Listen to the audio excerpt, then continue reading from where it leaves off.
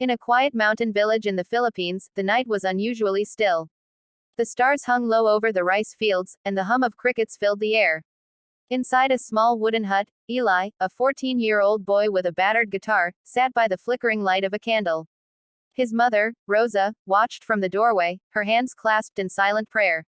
Eli's fingers moved slowly across the guitar strings, playing a strange, haunting melody, one he claimed came to him in a dream. The tune was unlike anything he'd ever heard, sorrowful, yet beautiful, dark, yet filled with a strange light. "Mama," he whispered, not looking up, "a man in black gave me this song, but when I sang it in my dream, it turned bright." Rosa's face paled. "Eli, that sounds dangerous. Maybe it's not from God," she said softly. But Eli shook his head, his eyes distant and calm. "I think it's a test, Mama.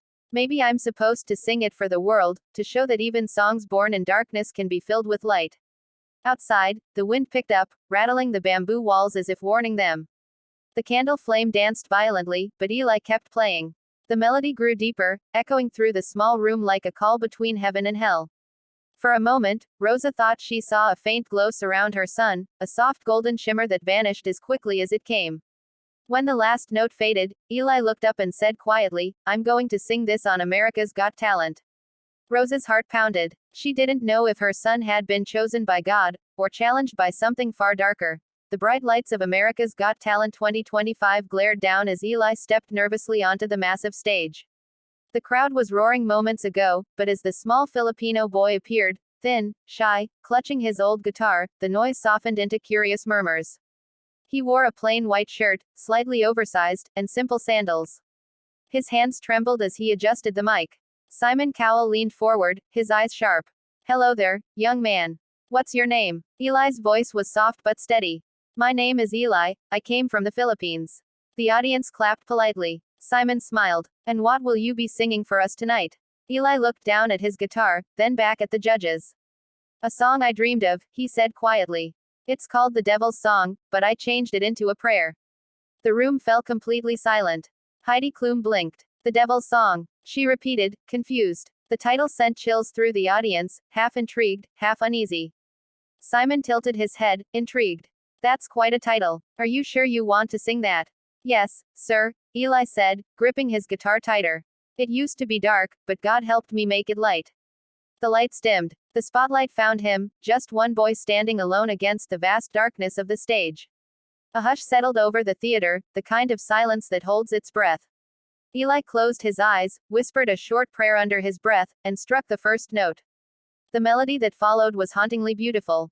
Even before he began to sing, the audience could feel something powerful in the air, something they couldn't explain. Simon's smile faded slowly, replaced by quiet awe. The first line of Eli's song floated through the theater like smoke, soft, trembling, almost whispered. His voice carried a weight far beyond his years, echoing through the silence. The melody was eerie yet pure, as if heaven and hell were both listening. The lyrics spoke of temptation, of a voice that whispers promises in the dark, but then shifted into cries for light, for freedom, for faith. Even the devil's song, Eli sang, can be turned into God's hymn. His voice cracked slightly, but that imperfection only made it more human. More divine. The massive AGT stage seemed to come alive. The lights flickered, the air thickened. Some in the audience gasped as shadows rippled across the LED backdrop, almost forming shapes. A low hum filled the air, not from the speakers, but something unseen. The camera zoomed in on Simon Cowell, who sat frozen, lips parted, eyes locked on the boy. He wasn't just listening. He was feeling something, a mix of awe and fear. For the first time in his judging career, Simon didn't have a single word. Eli sang the final verse softly, like a prayer. "If darkness made this song to tempt my soul, then let me sing it back to make it whole." The last note hung in the air, trembling like a candle before it dies. Silence. Not a cough, not a whisper. Even the audience forgot to clap, as if the world had stopped spinning for those few seconds. Then suddenly, a woman in the front row began to cry. One by one, the crowd rose to their feet. A wave of applause broke out, thunderous and unstoppable. Eli stood motionless, tears streaming down his face. Even Simon couldn't move. He was still frozen, utterly shaken. Faded, the world seemed completely still. The only sound was the soft hum of the stage lights above him. His small hands were still gripping the guitar, knuckles white, chest rising and falling as if he'd just come back from another world. Then, a single clap echoed from the back of the audience. Another followed. Within seconds, the entire theater exploded into applause. People stood, shouting, whistling, crying. It wasn't the usual kind of excitement, it felt like worship. Heidi Klum pressed her hands over her heart, eyes glistening. That was divine, she whispered. Sofia Vergara was wiping tears from her cheeks, whispering something in Spanish about angels and redemption. Howie Mandel leaned forward, shaking his head in disbelief. Kid, he said into the mic, voice trembling, you didn't just sing a song, you changed the energy in this whole room. But all eyes turned to Simon Cowell. He hadn't moved since the song ended. He sat completely still, eyes locked on Eli like he was staring into something sacred, or something beyond understanding. Slowly, he stood. The crowd quieted again. Simon's voice was low, almost reverent. Eli, he said, pausing, I've heard thousands of voices in my life, but I've never felt something like that. That wasn't just music. That was a battle between light and darkness, and you brought the light. The audience erupted again, louder than ever. Simon reached forward, his hand hovering over the golden buzzer. Then, with a deep breath, he pressed it. The arena burst into golden confetti.